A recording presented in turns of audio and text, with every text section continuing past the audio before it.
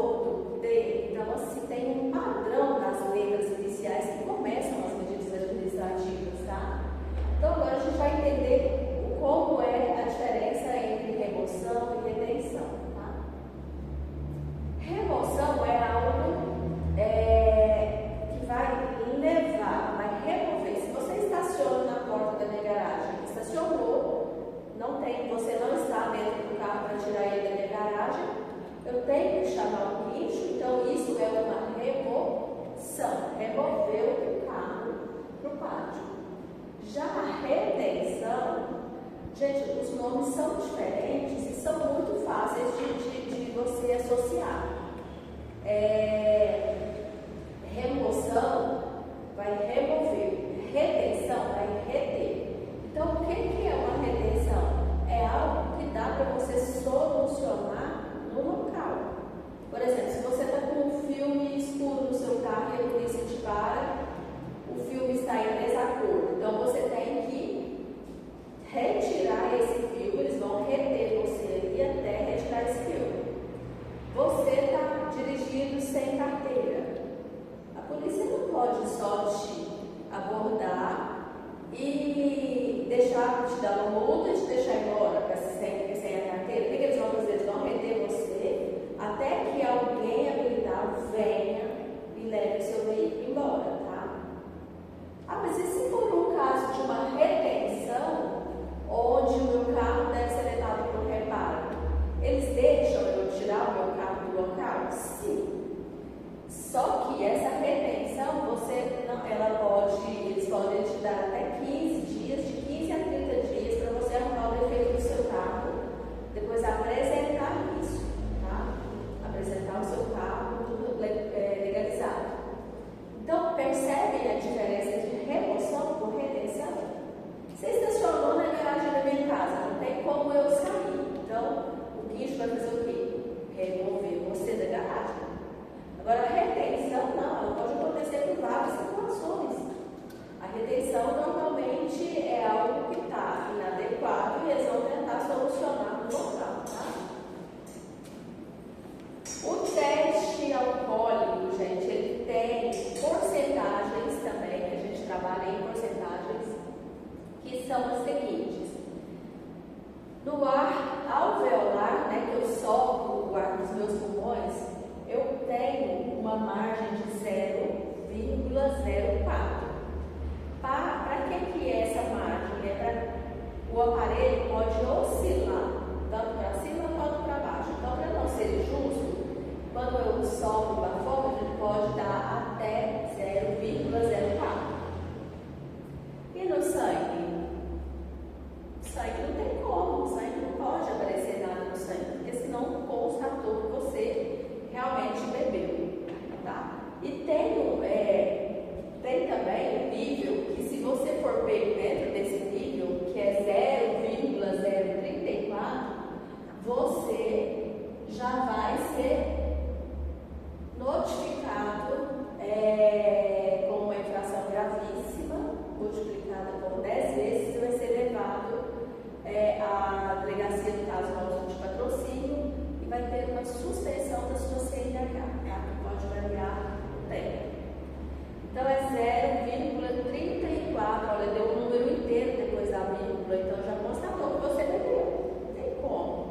A margem do aparelho, tudo bem, 0,04, agora deu o número inteiro, opa, aí essa pessoa já bebeu. Tá? O transporte, eu estou com um caminhão que seria para 10 toneladas, eu estou transportando 16 toneladas. Então, eu tenho que fazer o transbordo, passando por uma balança, a polícia vai fazer o transbordo dessa carga, e aí você tem que chamar um outro veículo para que possa recolher esse excesso, tá? Esse excedente de carga. Então, deu para perceber a diferença entre penalidade e medida administrativa? O que vai diferenciar uma coisa da outra? As letras.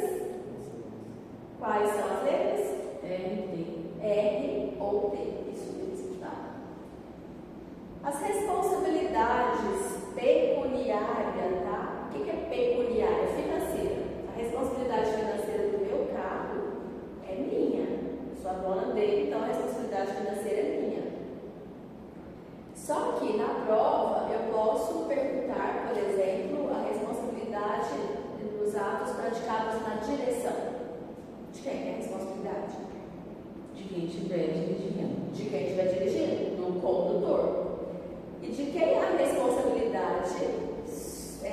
atos praticados na direção por um condutor inabilitado. Do dono do carro. Dono do carro. Porque ele deu a permissão para ele usufruir do carro. Exatamente. Quando eu entrego o meu carro para alguém que não tem habilitação, eu estou responsabilizando por essa pessoa. Então, gente, todos esses aqui serão responsabilizados: o proprietário, o condutor, o embarcador, no caso de um embarque inadequado, o transportador, no caso de um transporte também ilícito ou inadequado também, tá? Então, vocês vão ter que ficar atentos qual é o tipo da pergunta. É na direção? É o condutor. É responsabilidade pecuniária financeira? É o proprietário. É responsabilidade na direção porque é inabilitado? É o proprietário. Então, vocês vão ter que ter esse discernimento entre uma pergunta e outra, porque podem surgir várias perguntas dentro dessa questão, tá? Prestei meu carro para alguém, a pessoa cometeu uma infração. Qual é o prazo que eu tenho para apresentar esse infrator? 30 dias. 30 dias. Passou de 30 dias, eu estou assumindo essa multa, tá? Prestei meu carro para você, você cometeu alguma coisa, eu tenho que correr atrás de te apresentar logo a polícia para verificar que foi você que estava dirigindo o meu veículo, tá? E quantos pontos antes, há muito tempo atrás, a pontuação ela era diferente. Hoje ela foi aumentada os pontos, né? Então, para que a minha carteira seja suspensa, existem duas situações. A pontuação ou eu cometo infrações que são autossuspensivas. O que é isso, autossuspensiva? Significa que você cometeu algo de um nível tão elevado que eles não vão te dar a chance de você só pagar a multa. Então, é autossuspensiva. Por exemplo, se eu estou ameaçando o pedestre, eu estou de carro e ameaço o pedestre, não tem como eles me aplicarem só uma suspensão. Por pontuação, eles já vão me aplicar uma suspensão imediata, tá? E tem a suspensão por pontuação. Eu tenho uma pontuação de 40 pontos no decorrer de 12 meses, de um ano. Se eu não cometer nenhuma infração gravíssima, vai acumulando. Hoje eu cometi uma média, 5 pontos, 4 pontos. Amanhã eu cometi uma grave, mais 5, então vai acumulando. Mas se eu cometer uma gravíssima, vai cair para 30 pontos. Perdi 10. Uma gravíssima, eu vou perder 10 de uma vez. Você já olhou aqui, porque gravíssima é 7, né? Só que eles determinaram que vai cair de 10 em 10. Se você cometer uma gravíssima. Até eu fico confusa em relação a essa informação do livro, porque se é gravíssima é 7 pontos, por que quando eu cometo uma gravíssima eu vou perder 10 na carteira? Né? É meio que incoerente, mas para vocês que vão fazer prova, a informação é essa. Se eu cometi 2 gravíssimas, vai cair para 20. Tá? Então, se cai de 10 em 10, eu tinha 40, cometi 2, caiu para 20. Eu cometi 1, caiu para 30. Tá? Então, a pontuação na ordem crescente começa com 3 pontos, que é a infração leve, 4 pontos a média, olha, vai crescendo de 1 em 1. Só a gravíssima acresce 2 pontos, tá? Então, 3 é leve, 4 média, 5 grave e 7 gravíssima. Professora, mas como que eu vou entender isso? Vai cair na minha prova, por exemplo, uma pessoa que estaciona um veículo numa vaga de deficiente, qual a infração que é? Aí o aluno fala assim, como que eu vou entender isso? Existem perguntas para serem feitas, tá? E essas perguntas, elas me ajudam muito a ter essa percepção. Então, a primeira pergunta que você vai fazer é essa daqui, ó. Tem risco?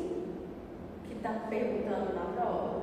Se você acha que não, quando você estaciona na vaga de um deficiente, você acha que você não está cometendo nenhum risco? Está cometendo ele é um risco, porque se ele é deficiente, como é que ele vai vezes atravessar a rua ou estacionar o carro num local perigoso. Então tem risco. É gravíssimo. Gravíssimo. Eu estou manuseando o telefone com uma mão só enquanto dirijo. Gravíssimo. Então eu vou perguntar na minha cabeça sempre isso. Tem risco essas coisas? Eu vou furar o sinal vermelho. Eu pergunto na minha cabeça, tem risco furar o sinal vermelho? Tem. Então é gravíssimo. E se eu falo para você assim, o veículo está com equipamento inoperante, limpador de para-brisa, por exemplo. Então, eu vou observar essa segunda pergunta. É no carro que o equipamento está inoperante? É um equipamento do veículo? Toda vez que é do veículo, é infração de natureza grave. Desacordo com as normas, né? Por exemplo, se eu estou dirigindo um veículo escolar sem autorização, também é grave, porque tudo que é desacordo com a lei e tudo que é no veículo são infrações graves, tá? Só que aí a gente tem algumas exceções, tá, gente? Isso aí é uma regra geral para me ajudar no momento da prova, mas eu tenho exceções. Quando eu pergunto, por exemplo, o condutor estava dirigindo de chinelo, aí na minha cabeça eu vou passar as perguntas. Tem risco de morte? Não. É um defeito do carro? Também não. É o condutor que está cometendo a ação de dirigir de chinelo? Sim. Toda vez que for o condutor, é qual a infração? Média. Ah, não, está falando que João estava chegando na cidade e esqueceu o farol alto quando as vias já estavam iluminadas. Tem relevância isso? Não. Então, se não tem relevância, qual infração é? Leve. Leve. Então, gente, a dica mais importante para eu compreender essa matéria é anotando isso daqui. Se eu anotei isso daqui, vai ficar facinho de eu entender na prova, tá? Outra dica importante é para vocês fugirem na prova da palavra apreensão. Hoje é muito usada a palavra, a expressão emoção, tá? Então, fuja a expressão da palavra apreensão, é uma expressão pesada, e fuja dessas palavras, tá? Na prova, porque é uma dica para facilitar. Fator agravante. Fator agravante é quando a multa ela é multiplicada por valores, né? Qual infração que tem fator agravante? Leve, média, grave ou gravíssima? Gravíssima, porque você já chegou no teto e aí não tem como mais, porque você já chegou no teto, então eu vou multiplicar em valor financeiro, tá? Então, qual é o tipo de multa que não acarreta pontuação? A multa que já é autossuspensiva, já suspendi você de cara. Ah, não, mas se não suspendeu de cara, posso multiplicar ela. Então, eu tenho algumas multiplicações que caem mais na prova, eu tenho que ficar mais atenta. Por exemplo, qual daquelas ali é a fator agravante por embriaguez ao volante? Gravíssimo. Qual a multiplicação? Fator Por agravante. 2. Por 10. Porque você dirigindo embriagado, além de ser gravíssima, você pode levar um risco de morte às pessoas. Então, multiplica por 10 vezes. Forçar ultrapassagem. Quando eu forço ultrapassagem, algo forçado não é legal. Nada forçado é bom. Multiplica por 10 vezes. Então, tem algumas que caem na prova que são definidas, e essas eu preciso anotar, porque elas caem bastante e já são bem definidas, bem claras, eu não vou ficar perdido no momento da prova. Qual ali vocês acham que é o fator agravante quando eu bloqueio a via com um caminhão? Vou fazer uma manifestação. O combustível subiu, quero fazer uma manifestação, vou tampar a rua, não passa ambulância, não passa remédio, não passa nada. Qual a infração que vocês acham que acarreta? Multiplicado por quanto? Eu acho que é por 60. 60. É a maior. A maior. Porque você está bloqueando a via para fazer a manifestação.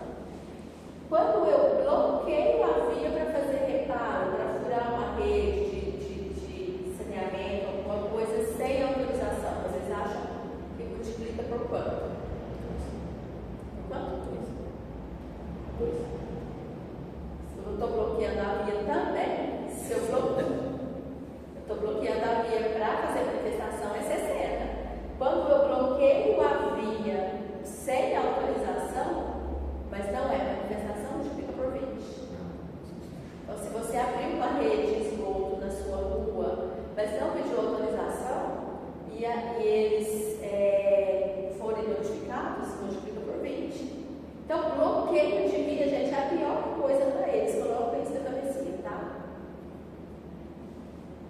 Aqui, se eu tenho carteira de carro e estou dirigindo uma moto, são duas coisas diferentes. Eu explico por quanto. Eu tenho carteira de carro e estou dirigindo uma moto. Multiplica por 2. Por 2, são duas carteiras diferentes. Eu tenho essa, eu não tenho essa. Então, já que você não tem as duas e você quer dirigir os dois, então multiplica por 2. São dicas para facilitar. Quando eu falo que você fez 5 coisas inadequadas, João ultrapassou numa curva, no aclive, sem visibilidade, não respeitou. Falei 5 itens, mencionei 5 itens para você multiplicar por quanto? 5 por 5. Por 5. Tá? Então são dicas para facilitar vocês no momento da prova interpretar com mais facilidade. Tá? Não que seja uma regra geral, mas são dicas que facilitam para um aluno no momento da prova, se ele ficar meio perdido e não tiver certeza absoluta, para que ele faça essa simulação que facilita a vida dele. Tá? RNPC. O que significa essa sigla? Registro Nacional Positivo de Condutores. Gente, esse registro hoje é muito cobrado em prova. Por quê? Porque os governos, né, o que eles querem? Diminuir os acidentes. Porque é mais fácil que eu invista em benefícios para as pessoas, para a população, do que em hospitais. Então, esse RNPC é um Registro Nacional Positivo, onde eu me cadastro aí no site e mensalmente eles me avaliam. Caso eu passe o ano todo sem cometer infrações, eu tenho descontos que são bem legais na documentação do meu veículo. Então, é muito interessante. E está sendo muito divulgado hoje, porque eles querem que as pessoas diminuam mesmo os acidentes, tá? Referente a leilão, veículos que foram recolhidos, né, e levados a leilão. Tanto veículo quanto animais tem, gente, um prazo para que você recolha, né, para que você vá lá, pague todas as despesas e pegue de volta o seu bem. Então, são 60 dias. Se você não pegar o seu bem, você vai ter o seu veículo ou o seu animal levado para leilão, tá?